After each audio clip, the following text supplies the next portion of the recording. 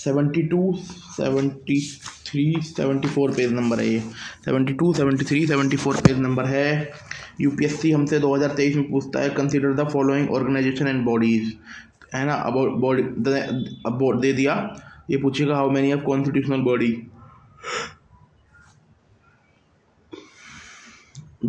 एक constitutional body है इसमें, एक आंसर है इसका, क्योंकि देखो यार, backward class national commission for backward class constitutional body है। Human right, national commission of human right, ऐसी ही बॉडी है, कोई नहीं पूछता। लेकिन इसका तो इसी सुप्रीम कोर्ट के जज, रिटायर्ड जज और ये सब इसमें होते हैं, इंपॉर्टेंट है, ऐसा नहीं है। नेशनल लॉ कमीशन भी ऐसे ही है। कंज्यूमर प्रोटेक्शन को हम कॉन्स्टिट्यूशनल बॉडी बनाएंगे। Only one body, only one है। अब यूपीएससी ने हमसे 2015 में पूछा, government of India has establish NITI Aayog to replace ये तुम्हारा प्लानिंग कमीशन। ये भी बहुत ईजी क्वेश्चन था यार। फिर 89 में पूछा, यूपीएससी ना पॉलिटी में पहले इजी क्वेश्चन पूछा ना, अभी भी इजी क्वेश्चन पूछेगा, परंतु जो ओनली वन ओनली टू वाले क्वेश्चन है ना, और थोड़ा वेग कर दिया उसने। पहले लक्ष्मीकांत वाला, लक्ष्मीकांत पढ़ लेते थे बच्चे, 12-14 ठीक हो जाते थे।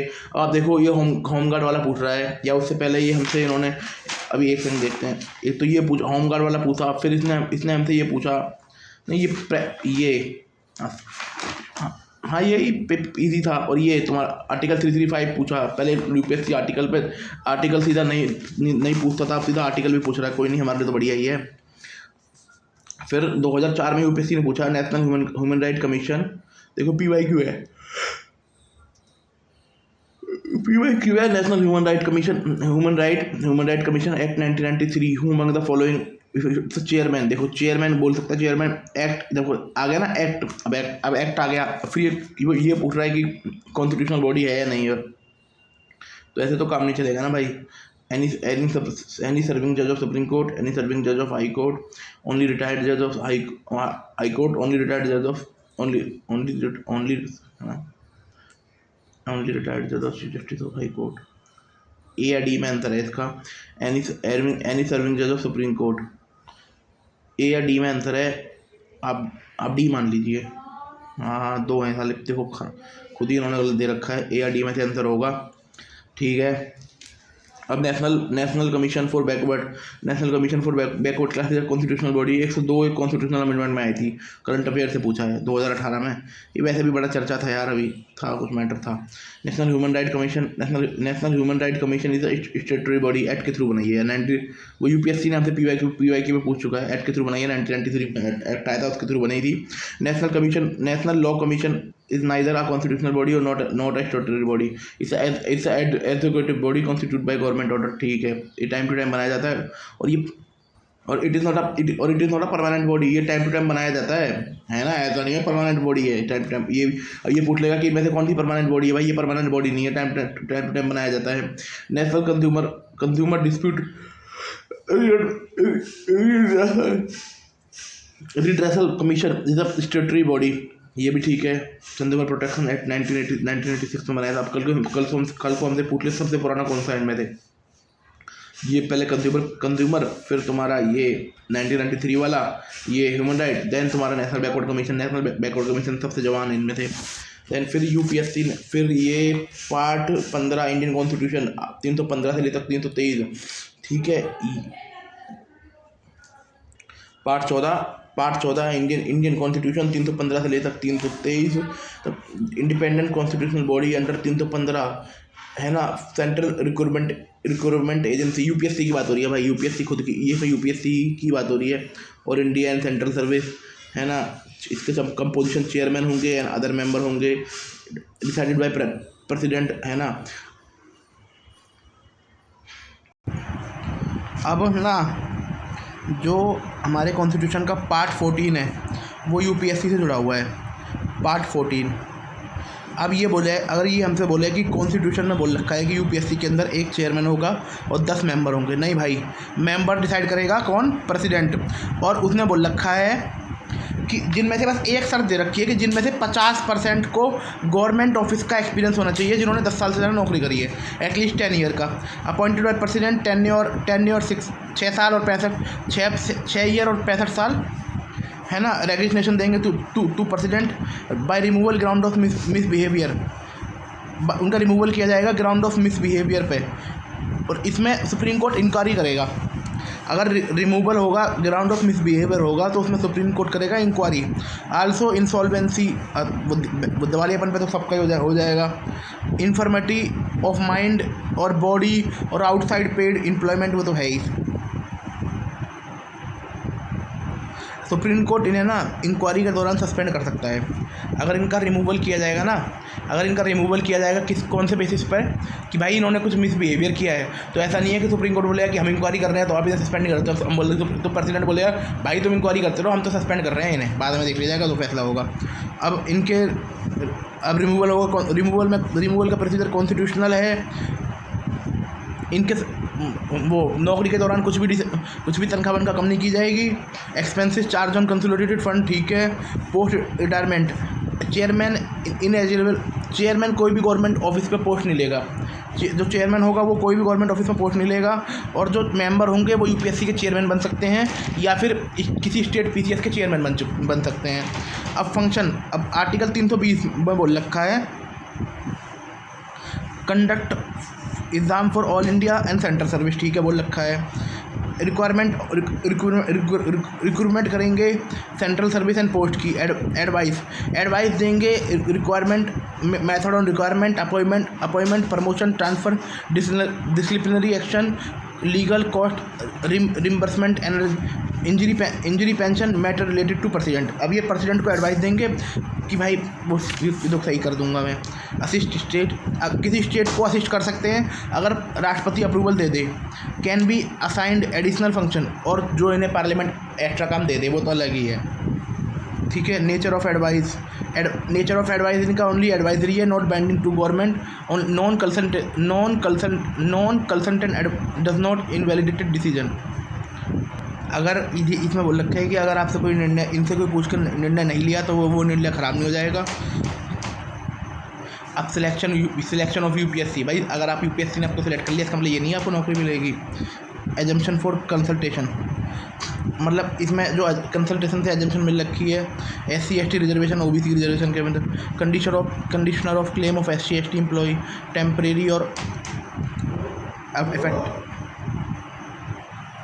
इसमें बोल रखा है कि सरकार को कंपलसरी नहीं है इनसे ST ST के रिजर्वेशन पे आरक्षण ले, या ST एम्प्लॉयमेंट के ऊपर आरक्षण ले, या टेम्परेरी एंड ऑफिशिएटिंग अपॉइंटमेंट के जो 1 साल से ज़्यादा है उस पर आरक्षण ले। 1 साल से कम में तो ले सकते हो आप, पर 1 साल से ज़्यादा appointment of post of chairman and member of board, इनके लिए आपसे सलाह ले कमीशन, ट्रिब्यूनल और अदर सिमिलर अथॉरिटीज़। मतलब इनके लिए ज़रूरी नहीं है कुछ सलाह ले, सरकार को इनसे आज़ाद है। एनुअल रिपोर्ट प्रेसिडेंट को देते हैं, प्रेसिडेंट इसे पार्लियामेंट में रखता है। एक्सप्लेनेशन के लिए होता है, ज़रूरी नहीं है एक्सेप्ट करो, बस एडवाइस, बस वैसे ही है ना। 315 में इस्टेब्लिशमेंट है। 316 में employment and appointment and term है। 317 में रिमूवल एंड सस्पेंशन है। 318 में सर्विस कंडीशन है। 319 में पोस्ट रिटायरमेंट लिमिटेशन है। 320 में फंक्शन है। 321 में एक्सटेंशन ऑफ फंक्शन है। 322 में एक्सपेंसेस है और रिपोर्ट है। 323 में रिपोर्ट है। अब स्टेट पब्लिक सर्विस कमीशन है, वो भी 315 से लेकर 323 तक है। कॉन्स्टिट्यूशनल स्टेटस है, independent constitutional body under 315 each state has on state public service commission. Constitutional status independent है। 315 में ईच स्टेट, हर स्टेट का अपना स्टेट पीसीएस होगा। कंपोजिशन, चेयरमैन एंड मेंबर बताएंगे तुम्हारा गवर्नर। स्ट्रेंथ फिक्स नहीं है, पर ये होना चाहिए कि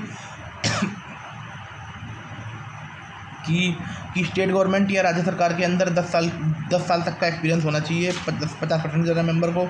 अपॉइंटमेंट तुम्हारा वही करेंगे गवर्नर। टेन्योर 6 साल 62 ईयर, वहाँ 65 साल है।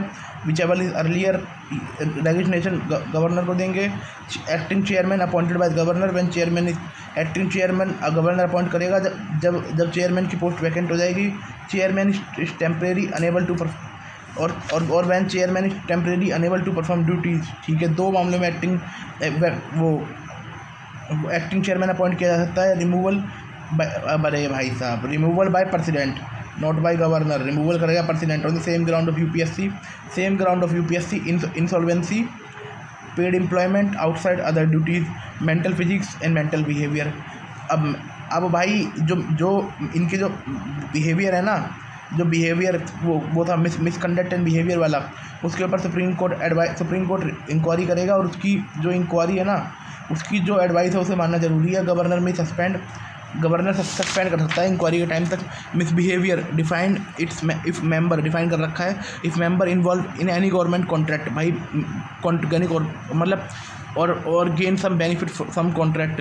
Independence president, removal by president, है ना। Service condition of service decide by governor, can not be varied to disadvantage, ठीक है। एक्सपेंसिस स्टेट कंसोलिडेटेड फंड, है ना। पोस्ट रिक्वायरमेंट मान लीजिए आप, या तो बंदा जो चेयरमैन होगा या तो वो यूपीएससी के चेयरमैन बनेगा या स्टेट पीसीएस का चेयरमैन, है ना। एक सेकेंड। द चेयरमैन एलिजिबल, जो या तो वो यूपीएससी का या फिर स्टेट पीसीएस का चेयरमैन, और can become a member of UPSC, ठीक है। ये होगा चेयरमैन होगा, फिर और ये जो होंगे ये मेंबर बन सकते हैं, चेयरमैन बन सकते हैं यूपीएससी और स्टेट पीसीएस के मेंबर। और नो अदर, कोई भी गवर्नमेंट और नहीं करेंगे। No re appointment of to the same office.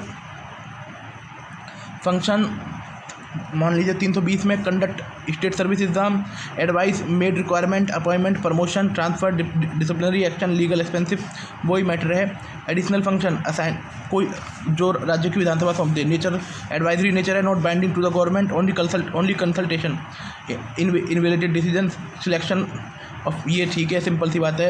Exemption वही SC/ST वाला इनमें भी है। मैटर एक्सक्लूड बाय गवर्नर, ठीक है। और एनी पोस्ट और any matter exclude by governor और before state legislature, such regulation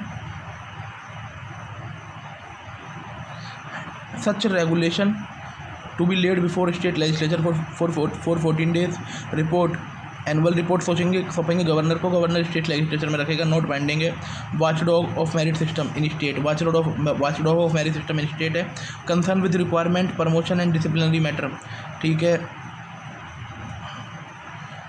no concern with classification, कार्डर और पे में इनका कोई रोल नहीं होता, और ट्रेनिंग में भी इनका कोई रोल नहीं होता, ट्रेनिंग में भी कोई रोल नहीं होता, बस ये बच्चे सेलेक्ट करके देते हैं। रिकमेंडेशन और एडवाइजरी, ठीक है। आज SPC है एज ओवर द स्टेट। कोई भी मैटर होगा ना, अब इनका स्टेट सर्विस कमीशन के लोगों से, मतलब उससे विजिलेंस कमीशन से, तो इनका ये स्टेट सर्विस कमीशन ज़्यादा पावरफुल है। State service is consulted by governor while framing rule for appointment, ये judicial service to the state और अदर देन पोस्ट। अगर ये कोई रूल बनाएंगे कंसल्टेड बाय गवर्नर, ये गवर्नर से कंसल्ट करेंगे, कोई भी रूल बनाएंगे जुडिशल सर्विस के लिए, अपॉइंटमेंट इन जुडिशल सर्विस और पोस्ट ऑफ डिस्ट्रिक्ट जज।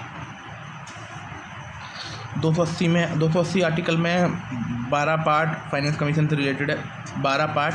ये हमने 14 पार्ट पढ़ा यूपीएससी से रिलेटेड, 315 से लेकर 323 तक, और हमने ये 12 पार्ट, अब जो 12 पार्ट है ये फाइनेंस कमीशन से रिलेटेड है।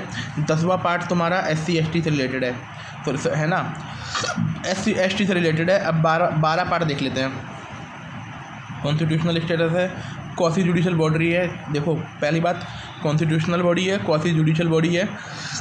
प्रेसिडेंट बनाता है 5 साल बाद और 5 साल से पहले, जब भी ज़रूरत हो। चेयरमैन होंगे, 4 मेंबर होंगे, एक chairman, 4 member appointed by president. Tenure as specific by president, है ना। टेन्योर स्पेसिफिक करेगा प्रेसिडेंट को, प्रेसिडेंट बताएगा, कोई कॉन्स्टिट्यूशन में नहीं दे रखा, बोल देगा 5 साल, कोई कॉन्स्टिट्यूशन में टेन्योर नहीं है। अपॉइंटमेंट हो सकते हैं भाई, रीअपॉइंटमेंट हो सकती है दोबारा। Classification under finance commission act, कोई कॉन्स्टिट्यूशन में कोई क्लासिफिकेशन नहीं दे रखी, बस ये बोल रखा है कि चेयरमैन के पास एक्सपीरियंस होना चाहिए पब्लिक अफेयर का। एनी 4 ऑफ द 4 में से ना, मतलब any 4 of following, high court जज और qualified to be high court जज होना चाहिए, हाई कोर्ट जज का क्वालिफाई होना चाहिए। Expert in finance and account of the government, ठीक है। Person with wide experience in financial matter and administration. Economics with special knowledge of economics, ठीक है। आर्टिकल 280 की जो फंक्शन है, डिस्ट्रीब्यूशन करता है net proceed tax between centre and state, tax states and among the states, ठीक है। Tax का डिस्ट्रीब्यूशन करता है। प्रिंसिपल ग्रांट एड देता है टू स्टेट, ठीक है, consolidated from consolidated fund of India, है ना। Major augmented state consolidated fund and for supplement. एक सेकंड के लिए फाइनेंस कमीशन पे आते हैं, ठीक है। आर्गुमेंटेड, इसका मतलब है कि राज्य सरकार को राज्य की संचित निधि में अतिरिक्त पैसा डालने का उपाय करने से होता है, जिसमें पंचायत, नगर पालिका और अधिक संसाधन, मतलब ये राज्य सरकार को भी ये बताता है कि 283 BB 283 C में की गई केंद्रीय वित्त आयोग की यह जिम्मेदारी है कि वह सुझाव दे कि राज्यों की संचित निधि को कैसे बढ़ाया जा सके, ताकि पंचायत और नगर पालिका, ये राज्य को भी सलाह देता है कि भैया अपनी संचित निधि, अपने कंसोलिडेटेड फंड को बढ़ा लो, टैक्स का इंतजाम करो, ताकि उन पंचायत को ज़्यादा पैसा मिल सके। Any further matter referred by the president in the interest of sound of finance, और बाकी जो मैटर राष्ट्रपति सौंप दे वो तो अलग ही है। Historical note till 1960 recommended grant to Assam, Bihar, Odisha, West Bengal in lieu of export duty on jute and jute product discontinued after 10 years of consistent of constitution। 1960 से पहले ना, 1960 तक ये ना आसाम को बताता था, आसाम, बिहार, उड़ीसा, वेस्ट बंगाल को ना पैसा देता था जूट के एक्सपोर्ट से, या जूट के जो प्रोडक्ट है उनके एक्सपोर्ट से जो मिला है ना। ये सब जब तक चलता रहा, जब तक कॉन्स्टिट्यूशन को बनाए हुए 10 साल हो गए।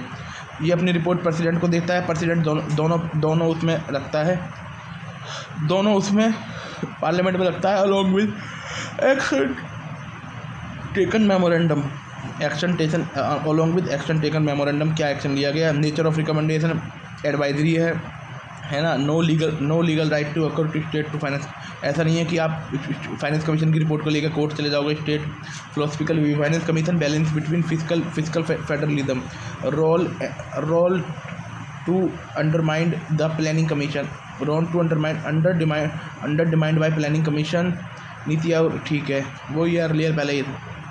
अब ये इसके जुड़े हुए 2 आर्टिकल हैं, ये आर्टिकल 280 और आर्टिकल 281 है ना, जिसमें रिकमेंडेशन है और इसमें फाइनेंस कमीशन है। अब जीएसटी पे आ जाते हैं। 279 है, इंट्रोड्यूस किया गया था 101 कॉन्स्टिट्यूशन अमेंडमेंट द्वारा, है ना। Establish by president under joint forum of, president ने इस्टेब्लिश किया था under joint forum of centre and state, located new Delhi, secretariat new Delhi में है। यूनियन रेवेन्यू सेक्रेटरी, जो रेवेन्यू सेक्रेटरी होगा ना यूनियन में, वो इसका x officio secretary of council, ठीक है, वो इसका एक्स ऑफिसो होगा सेक्रेटरी ऑफ काउंसिल में, ठीक है।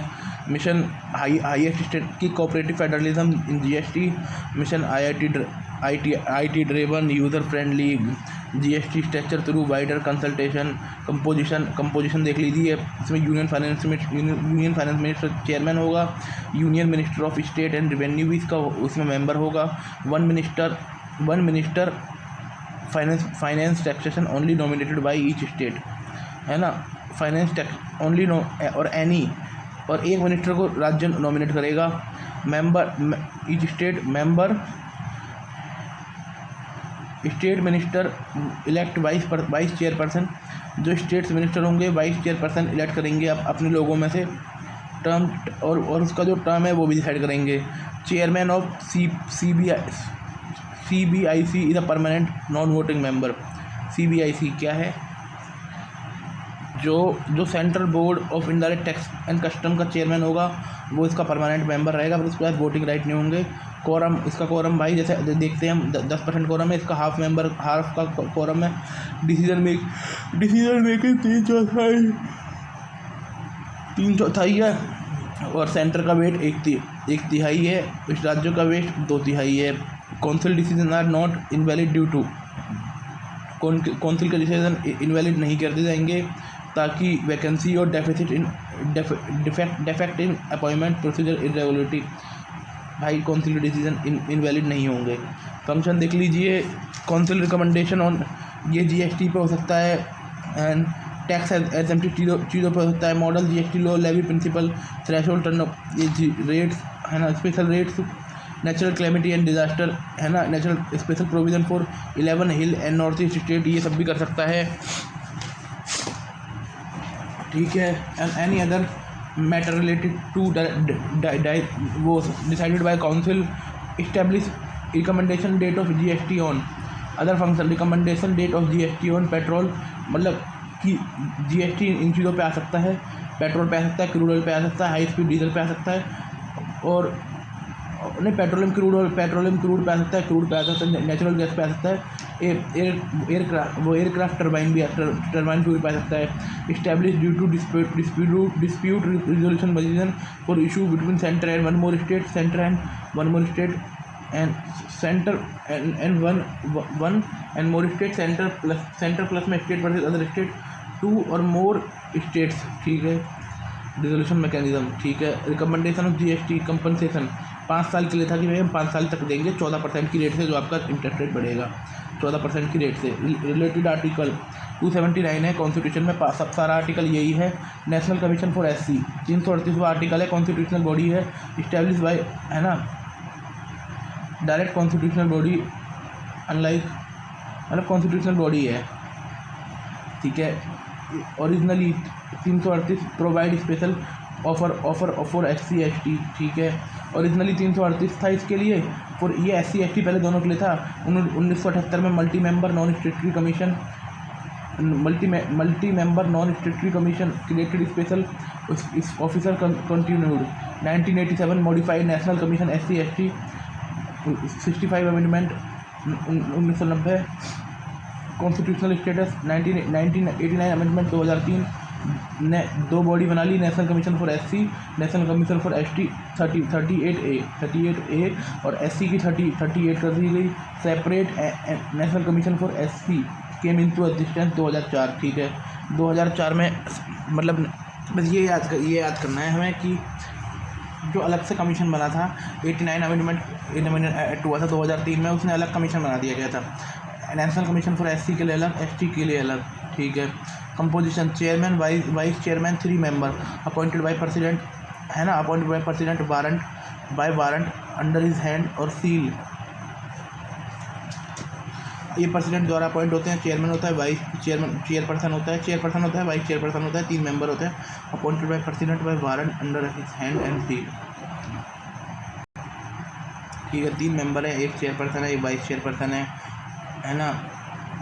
Not eligible for more than 2 term है ना, 3 साल का टेन्योर, ऐसा नहीं है कि not eligible for more than 2 term, तो कोई भी व्यक्ति को 2 टर्म नहीं दी जाएंगी। Conditional of service and tenure decided by president, ठीक है। Function 338(5) investigate monitor all matter related to constitutional legal safeguard for SC, evaluating their work in inquiring specific complaint regarding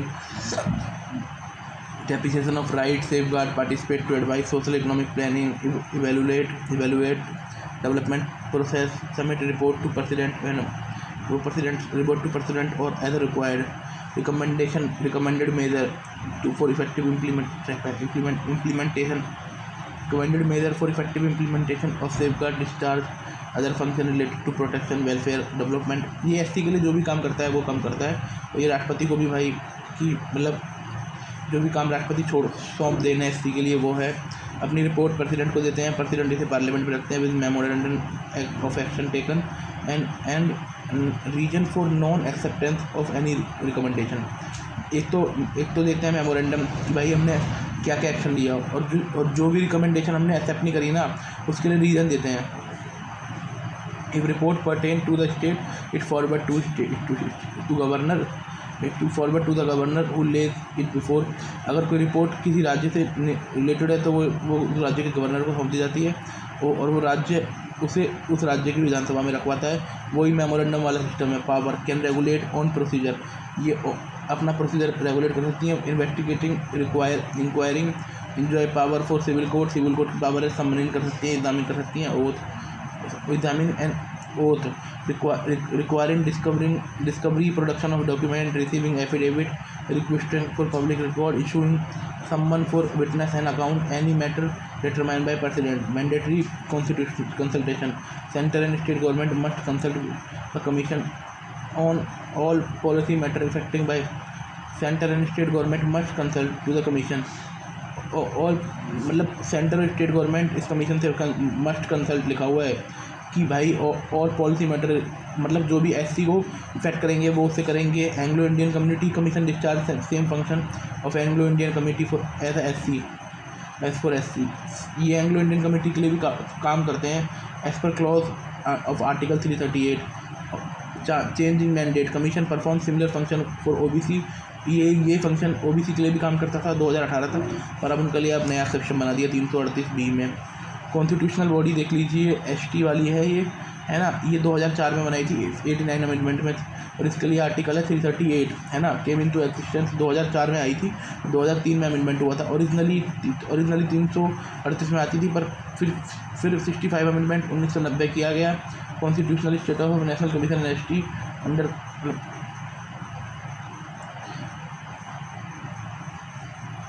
ये 304 के अंदर आती थी पहले, ये नहीं थी, वो 338 के अंदर आती थी, अब 338A में आती है। ये 89 अमेंडमेंट कर दिया गया, ठीक है। सेपरेशन, नीड फॉर सेपरेशन, दोनों अलग हैं, कल्चर अलग है। मिनिस्ट्री ऑफ ट्राइबल बनाई गई 1999 में for focus on policy not feasible for ministry of social justice. Social justice से अलग होकर बनाई गई। Separate commission required for effective tribal welfare. Composition, एक chairperson, 3 member appointed by president by warrant under his hand and seal. Tenure 3 साल, maximum term 2 year. Condition of service tenure decided by president not to constitution. Function 338A5 में दे रखे हैं, वो investigate matter waiter सब कुछ है ना। और ये national commission for ST specific and other function rule 2005 है। इमेमोरेट additional welfare responsibility lies ownership right to minor forest right. मतलब ये भी इन पर ये भी बता सकते हैं कि minor forest right, minor right of ownership of right to minor forest procedure preventing land alienation के बारे में बोल सकते हैं। इम्प्लीमेंटेशन पैसा एक्ट को भी इम्प्लीमेंट कर सकते हैं। मतलब यार इस बंदे को और भी पावर है, ये 3 पावर यूपीएससी पूछ सकता है। रिपोर्ट देखते हैं प्रेसिडेंट को, प्रेसिडेंट राष्ट्रपति को रखता है, और भाई क्या क्या एक्शन लिया ये बताना पड़ता है, और क्या एक्शन ये एक्शन और रिपोर्ट में सारी चीज़ें क्यों नहीं मानी वो भी बताना पड़ता है। पावर सिविल कोर्ट की पावर है, डॉक्यूमेंटेशन मंगा सकते हैं, एफिडेविट मंगा सकते हैं, पब्लिक रिकॉर्ड मंगा सकते हैं, विटनेस कर सकते हैं। Attorney general article 76 highest law officer of the government. Constitutional status है ना, कॉन्स्टिट्यूशनल स्टेटस 76 है। AG chief legal adviser to the government, chief legal adviser होता है। Correspondent to advocate general in state, जो राज्य में एडवोकेट जनरल काम करता है वही काम ये करता है। Appointed and qualification, appointed by president, must be qualified है सुप्रीम कोर्ट जज, सुप्रीम कोर्ट जज बनने के लिए क्वालिफाइड होना चाहिए, सिटीजन ऑफ इंडिया होना चाहिए। जज ऑफ ए हाई कोर्ट और जज of high court of 5 year और advocate in high court of 10 year, ये होना चाहिए। सिटीजन ऑफ इंडिया होना चाहिए, या तो हाई कोर्ट का जज रहना चाहिए 5 साल तक और हाथ चुका होना चाहिए, या 10 साल तक उसका वकील रहना चाहिए। Eminent jurist in the president opinion, ठीक है। Tenure, no fix tenure, hold office during the pleasure of president, may remove any time by president, may resign, ठीक है। टेन्योर नो, ठीक है। Remuneration no fix by constitution decide by president, कोई तनख्वाह वनख्वाह इनकी फिक्स नहीं है, राष्ट्रपति बताएगा। फंक्शन एंड ड्यूटी गवर्नमेंट को लीगल मैटर पर प्रेसिडेंट को लीगल मैटर पर एडवाइस करना। Perform duties of legal character assign by this president, जो राष्ट्रपति काम सौंप दे उसको करना। Discharge function assign by constitution of और एनी लॉ, कोई ऐसा फंक्शन जो कॉन्स्टिट्यूशन सौंप दे और कोई कानून सौंप दे। Appear behalf of government in all cases in supreme court where government of India is concern, भाई उन केसों में प्रेसिडेंट होना जहाँ सुप्रीम कोर्ट में कि जो गवर्नमेंट ऑफ इंडिया से रिलेटेड है। Represent government of India in difference of high court under 143। Appear supreme court appear in any high court if required by government of India. Right to audience in all courts, भाई किसी भी court में audience मिल सकता है। Directly in the speech to participate in proceeding both house की part इसमें वो ले सकता है, पर वो दोनों हाउस में ले सकता है। और वोट नहीं देगा, पर सेम प्रिविलेज और सेम इम्यूनिटी है जो एक एमपी को होती है। Limitation, can not advice on hold brief against government India, कोई भी ऐसी एडवाइस नहीं देगा जो गवर्नमेंट ऑफ इंडिया के अगेंस्ट होगी। कैन नॉट एडवाइस और appear in the case of, ऐसे केस में एडवाइस नहीं होगा, अपेयर नहीं होगा जो गवर्नमेंट इंडिया के केस अगेंस्ट होगा। Can not defend accusing criminal cases without permission, high criminal cases में किसी का वकील नहीं बनेगा without permission of government of India. Can not be director in any company without government permission, कोई भी किसी का भी डायरेक्टर नहीं बनेगा बिना गवर्नमेंट की परमिशन के। कैन नॉट एडवाइज मिनिस्ट्री को एडवाइस नहीं करेगा, पीएसयू को कोई एडवाइस नहीं करेगा, और स्टेटरी बॉडी को कोई एडवाइस नहीं करेगा, unless rooted through ministry of law and justice. जब तक लॉ एंड जस्टिस मिनिस्ट्री नहीं बोलेगी जब तक ना किसी पीएसयू को एडवाइस करेगा ना किसी मिनिस्ट्री को एडवाइस करेगा। Status, not a full time council, कोई फुल टाइम काउंसिल नहीं है। नॉट अ गवर्नमेंट सर्वेंट भी नहीं है, प्राइवेट में प्रैक्टिस कर सकता है, बस ऐसे मैटर में नहीं करेगा जो गवर्नमेंट इंडिया के अगेंस्ट हो। अदर लॉ ऑफिसर, एक अदर लॉ ऑफिसर है solicitor general and additional solicitor general, ये असिस्ट करते हैं अटॉर्नी जनरल को। These post are non constitutional, solicitor general additional solicitor general, ये कॉन्स्टिट्यूशनल नहीं है। Only AG is mentioned, only attorney general mentioned in 76। Miscellaneous, AG is not a member of cabinet, ये तो पता ही है। There is separate law minister for legal ministry, there is a separate law minister for legal matter, ये law minister से अलग है for legal matter के लिए। आर्टिकल एट द ग्लांस, 76वां आर्टिकल है ना, और राइट टू और 76वां आर्टिकल एजी का है, और ये बंदा इसको वही प्रिविलेज है, और 88वां आर्टिकल इससे जुड़ा हुआ है। Thank you. ये हमने पढ़ा है 72, 73 एंड 74।